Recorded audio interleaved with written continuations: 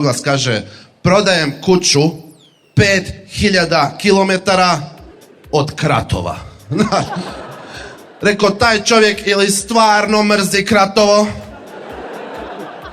do te mjere da se tek na 5000 kilometara udaljenosti osjeća ugodno, ili mu je Kratovo centar svijeta. Di ti je kuća? Pa 5000 kilometara od Kratova. Da, pa.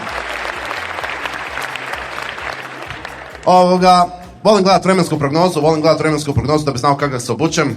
I da bi uopće došao do vremenske prognoze, moram prvo istrpiti cijele vijesti gdje mi uvjeravaju da je sve super, nema nikakvih problema. Onda moram istrpiti sport gdje mi uvjeravaju da je Hrvatska sportska velesila, jer je neki naš skijaš osvojio fenomenalno 56. mjesto.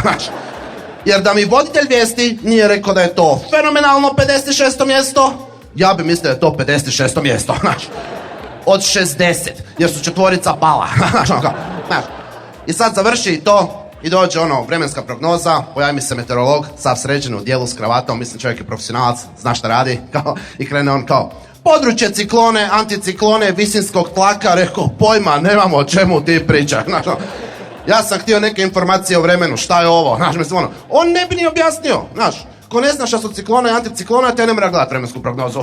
60